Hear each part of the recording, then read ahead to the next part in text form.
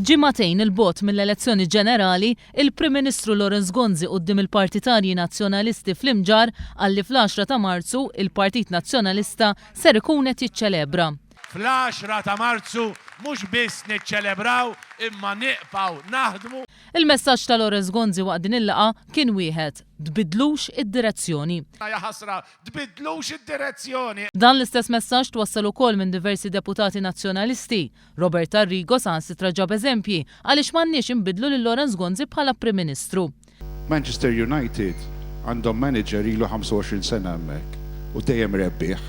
Ħadd qatt ma bidlu u mhux ħajbidluh għalfejn għandna nbidlu Prim Ministru li ġabirna tant suċċessi.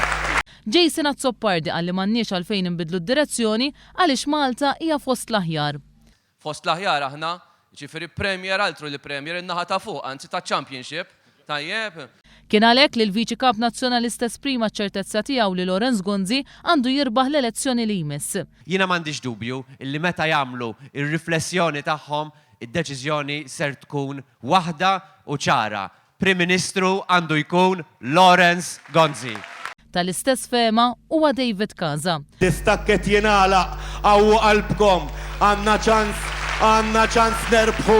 Paolo Borċ Olivier qal li l-formula rebbieħa tal-Partit Nazzjonalista huwa Lawrence Gonzi. Kien hemm formula waħda illi jisimha Lawrence Gonzi. Borċ Olivier appella biex kulħadd jingħaqad flimkien kontra l-Partit Laburista. U fid-9 ta' Marzu importanti li nerġgħu ninaqdu flimkien biex nelbu l-isfida. L-isfida mhux biss ekonomika, l-isfida tal-Labour Party, l-isfida ta' Joseph Muscat. Waqt l-istess laqgħa politika komplew l-attakki fuq l-istudenti tal-MCAS li ddiżapprovaw it-tmexxija tal-Prim Ministru.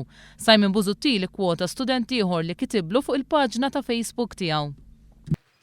Għalhekk ħajafdak, Primda, għax l-istudenti ngħixu ħajja tal-ġenn. Altru milli jgħidlek shame on you da Prim Ministru.